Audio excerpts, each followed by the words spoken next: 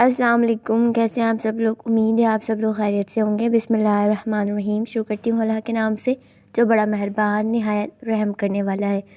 ایک بار حضرت جبرائیل علیہ السلام حضور صلی اللہ علیہ وسلم کے پاس آئے تو حضور صلی اللہ علیہ وسلم نے عرض کیا، اے جبرائیل، تم بہت زیادہ پریشان ہو۔ آپ صلی اللہ علیہ وسلم نے فرمایا، جبرائیل کیا معاملہ ہے کہ آج میں آپ کو غمزدہ دیکھ رہا ہوں؟ حضرت جبرائیل علیہ السلام نے اپنے آنسو صاف کرتے ہوئے کہا کہ اے نبی کریم صلی اللہ علیہ وسلم، اس واقعے کو مکمل جاننے کے لیے ہمارے ساتھ ویڈیو کے اینڈ تک جڑے رہیں۔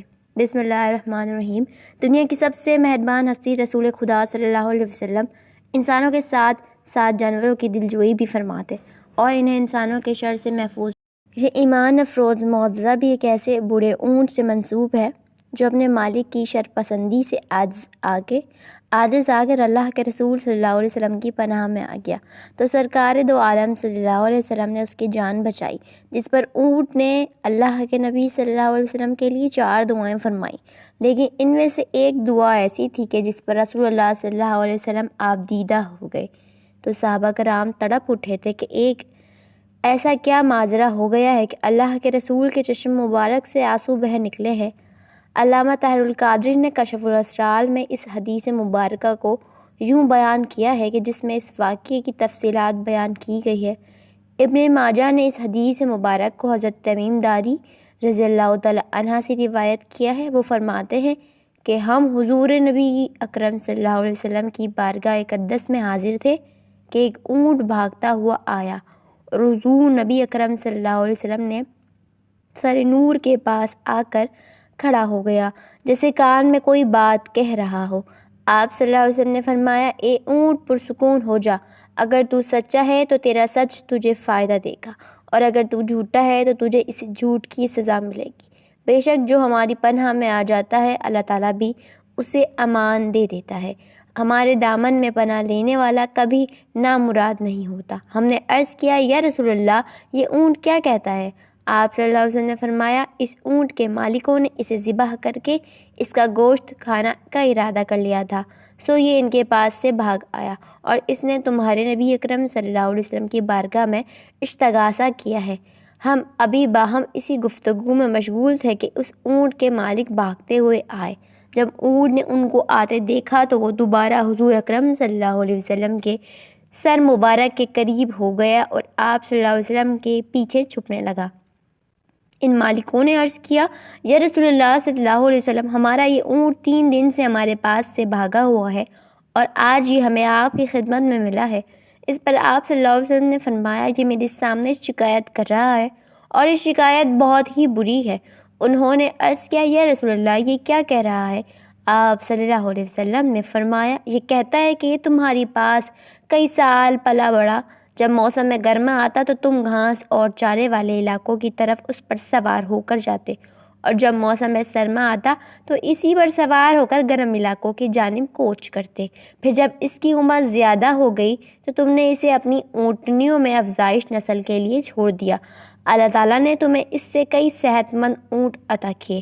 اب جب کہ یہ اس خستہ حالی کی عمر کو پہنچ گیا ہے تو تم نے اسے ذبح کر کے اس کا گوشت کھا لینے کا منصوبہ بنا لیا ہے۔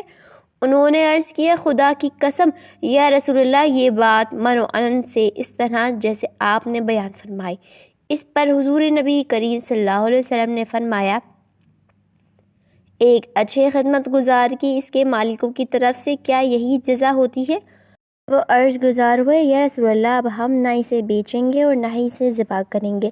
آپ صلی اللہ علیہ وسلم نے فرمایا، تم جھوٹ کہتے ہو، اس نے پہلے تم سے فریاد کی تھی مگر تم نے اس کی داد رسی نہیں کی اور میں تم سب سے بڑھ کر رحم فرمانے والا ہوں۔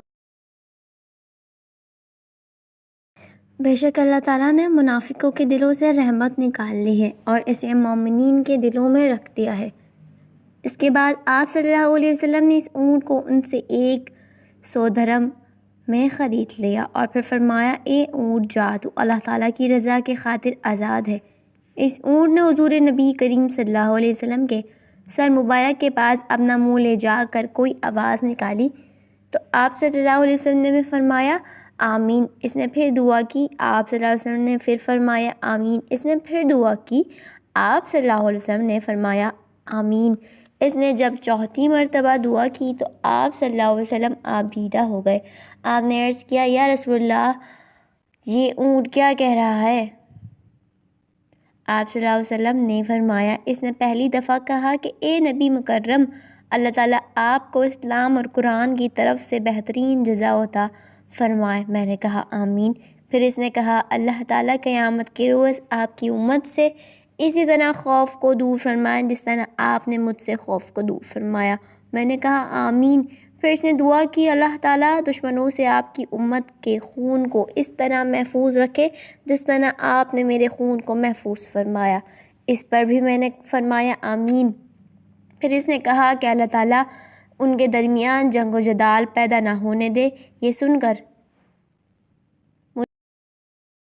مجھے رونا آ گیا، کیونکہ یہی دعا میں نے بھی اپنے رب سے مانگی تھی، تو اس نے پہلی 3 تو قبول فرما لی، لیکن اس آخری دعا سے منع فرمایا۔ جبرائیل علیہ السلام نے مجھے اللہ تعالیٰ کی طرف سے خبر دی کہ میری یہ امت آپس میں تلوار زنی سے فنا ہوگی۔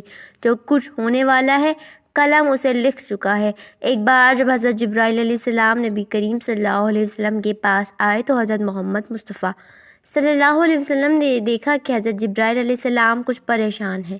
آپ صلی اللہ علیہ وسلم نے فرمایا، جبرائیل کیا معاملہ ہے کہ آج میں آپ کو غم زدہ دیکھ رہا ہوں؟ حضرت جبرائیل علیہ السلام نے عرض کی کہ اے محبوب، جہاں آج میں اللہ پاک کے حکم سے جہنم کا نظارہ کر کے آیا ہوں، اس کو دیکھنے سے مجھ میں غم طاری ہو گیا ہے، اس کے آثار آپ کو نظر آ رہے ہیں۔ نبی کریم صلی اللہ علیہ وسلم نے فرمایا، جبرائیل مجھے بھی جہنم کے حالات بتاؤ۔ حضرت جبرائیل علیہ السلام نے عرض کی کہ جہنم کے کل 7 درجے ہیں، ان میں سے سب سے نیچے والا درجہ ہے اللہ تعالیٰ اس میں منافقوں کو رکھے گا، اس سے اوپر والے 6 درجے میں اللہ تعالیٰ مشرک لوگوں کو ڈالے گا، اس سے اوپر 5ویں درجے میں اللہ تعالیٰ سورج اور چاند کی عبادت کرنے والوں کو ڈالے گا، اس کے بعد 4تھے درجے میں اللہ پاک آتش پرست لوگوں کو ڈالے گا، اس کے بعد 3رے درجے میں اللہ پاک یہود کو ڈالے گا، اس کے بعد 2 درجے میں اللہ تعالیٰ عیسائیوں کو ڈالیں گے۔ یہ کہہ کر حضرت جبرائیل علیہ السلام خاموش ہو گئے اور غمزدہ نظر آنے لگے، تو نبی کریم صلی اللہ علیہ وسلم نے پوچھا، اے جبرائیل، آپ خاموش کیوں ہو گئے؟ مجھے بتاؤ کہ پہلے درجے میں کون ہوگا، مجھے پہلے درجے کے متعلق بھی بتاؤ۔ حضرت جبرائیل علیہ السلام نے عرض کی کہ اے اللہ کے رسول صلی اللہ علیہ وسلم، آپ کی امت کے جو لوگ گناہ کریں گے وہ جہنم کے پہلے درجے میں ہوں گے۔ جب نبی کریم صلی اللہ علیہ وسلم نے یہ سنا کہ میری امت کو بھی جہنم میں ڈالا جائے گا تو آپ صلی اللہ علیہ وسلم بے حد غمگین ہو گئے، اور آپ صلی اللہ علیہ وسلم نے اللہ کے حضور دعا کرنا شروع کی کہ 3 دن ایسے گزرے کہ اللہ کے محبوب مسجد میں نماز پڑھنے کے لیے تشریف لاتے، نماز پڑھ کر حجرے میں تشریف لے جاتے اور دروازہ بند کر کے اللہ تعالیٰ کے حضور رو رو کر فریاد کرتے، اللہ اکبر۔ صحابہ کرام رضوان علیہم اجمعین حیران تھے کہ نبی کریم صلی اللہ علیہ وسلم پر یہ کیسی کیفیت طاری ہوئی ہے کہ مسجد سے حجرے جاتے ہیں اور حجرے سے مسجد، نہ کسی سے بات کرتے ہیں نہ کچھ۔ جب 3را دن ہوا تو سیدنا ابو بکر صدیق رضی اللہ تعالیٰ عنہ نے عرض کیا، انہا ان سے رہا نہ گیا اور وہ آپ صلی اللہ علیہ وسلم کے دروازے پہ آئے، دستک دی اور آپ صلی اللہ علیہ وسلم کی خدمت میں سلام عرض کیا، لیکن آپ صلی اللہ علیہ وسلم کی طرف سے سلام کا جواب نہیں آیا۔ آپ رضی اللہ تعالیٰ عنہ روتے ہوئے سیدنا عمر فاروق رضی اللہ تعالیٰ عنہ کے پاس آئے اور فرمایا کہ میں نے آپ صلی اللہ علیہ وسلم کو سلام کیا لیکن سلام کا جواب نہ پایا، لہٰذا آپ جائیں، آپ کو ہو سکتا ہے سلام کا جواب مل جائے۔ حضرت عمر رضی اللہ تعالیٰ عنہ آپ صلی اللہ علیہ وسلم کے پاس گئے تو آپ صلی اللہ علیہ وسلم نے 3 بار سلام کیا لیکن جواب نہ آیا۔ پھر حضرت عمر رضی اللہ تعالیٰ عنہ نے حضرت سلمان فارسی رضی اللہ تعالیٰ عنہ کو بھیجا، انہوں نے بھی سلام کیا لیکن پھر بھی سلام کا جواب نہ آیا۔ حضرت سلمان فارسی رضی اللہ تعالیٰ عنہ نے اس واقعے کا تذکرہ حضرت علی رضی اللہ تعالیٰ عنہ شہر خدا سے کیا تو انہوں نے سوچا کہ جب اتنے عظیم شخصیت کو سلام کا جواب نہ ملا تو مجھے بھی خود نہیں جانا چاہیے بلکہ مجھے ان کی نور نظر بیٹی حضرت فاطمہ رضی اللہ تعالیٰ عنہ کو اندر بھیجنا چاہیے، لہٰذا آپ رضی اللہ تعالیٰ عنہ نے حضرت فاطمہ الزہرا رضی اللہ تعالیٰ عنہ حضور صلی اللہ علیہ وسلم کی سب سے لاڈلی بیٹی کو سب کچھ بتایا اور آپ رضی اللہ تعالیٰ عنہ نے حجرے کے دروازے پر لے آئے۔ اور بولی ابا جان السلام علیکم۔ بیٹی کی آواز سن کر حضرت محمد صلی اللہ علیہ وسلم اٹھے، دروازہ کھولا اور سلام کا جواب دیا۔ حضرت فاطمہ رضی اللہ تعالیٰ عنہ نے فرمایا ابا جان آپ پر کیا کیفیت ہے کہ 3 دن سے آپ یہاں تشریف فرما ہیں؟ نبی کریم صلی اللہ علیہ وسلم نے فرمایا کہ حضرت جبرائیل علیہ السلام نے مجھے آگاہ کیا ہے کہ میری امت بھی جہنم میں جائے گی۔ فاطمہ بیٹی، مجھے اپنی امت کے گناہ گاروں کے غم کھائے جا رہے ہیں اور میں اپنے مالک سے دعائیں کر رہا ہوں کہ اللہ ان کو معاف کرے۔ اللہ اکبر، اللہ اکبر، اور جہنم سے بری کرے۔ یہ کہہ کر آپ صلی اللہ علیہ وسلم پھر سجدے میں چلے گئے اور رونا شروع کر دیا۔ یا اللہ میری امت کے گناہ گاروں پر رحم کر، ان کو جہنم سے آزاد کر دے۔ اتنے میں حکم آیا کہ اے میرے محبوب غم زدہ نہ ہو، میں تم کو اتنا عطا کر دوں گا کہ آپ راضی ہو جاؤ گے۔ آپ صلی اللہ علیہ وسلم نے خوشی سے کھل اٹھے اور فرمایا لوگو، اللہ نے مجھ سے وعدہ کر لیا ہے کہ وہ روزی قیامت مجھے میری امت کے معاملے میں خوب راضی کرے گا، اور میں نے اس وقت تک راضی نہیں ہونا جب تک میرا آخری امتی بھی جنت میں نہ چلا جائے۔ سبحان اللہ۔ حضرت انس رضی اللہ تعالیٰ عنہ سے روایت ہے کہ رسول کریم صلی اللہ علیہ وسلم نے فرمایا میں اپنے آپ کو اللہ تعالیٰ کی بارگاہ میں سجدہ ریز دیکھوں گا۔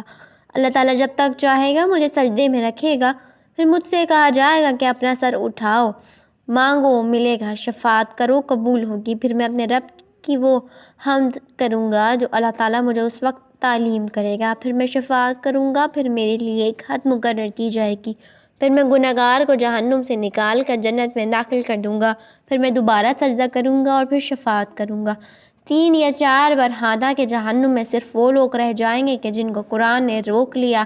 قتادہ وہ کہتے ہیں کہ جن پر جہنم کا دوام واجب ہو چکا ہے۔ حضرت ابو ہریرہ رضی اللہ تعالیٰ عنہ روایت کرتے ہیں کہ نبی کریم صلی اللہ علیہ وسلم نے فرمایا مجھے 5 ایسی چیزیں دی گئی ہیں کہ جو مجھ سے پہلے کسی نبی کو نہیں دی گئی۔ 1 ماہ کی مسافت کے روب سے میری مدد کی گئی، تمام روئے زمین کو میرے لیے مسجد اور اعلیٰ تیمم بنا دیا گیا، لہٰذا میری امت سے جو شخص نماز کا وقت پائے نماز پڑھ لے، اور میرے لیے مال غنیمت حلال کر دیا گیا جو مجھ سے پہلے کسی کے لیے حلال نہ تھا۔ مجھے شفاعت عطا کی گئی، پہلے نبی ایک خاص قوم کی طرف مبعوث ہوتے تھے اور مجھے تمام لوگوں کی طرف مبعوث کیا گیا۔ صحیح مسلم کی حدیث میں ہے اللہ پاک تمام امت مسلم کو آپ صلی اللہ علیہ وسلم کے بتائے ہوئے راستے پر چلنے کی اور سب کو گناہوں سے توبہ کرنے کی توفیق عطا فرمائے۔ ناظرین کمنٹ باکس میں اللہ تعالیٰ کے 99 ناموں میں سے ایک نام ضرور ٹائپ کریں۔ ملتے ہیں نیکسٹ ویڈیو میں، جب تک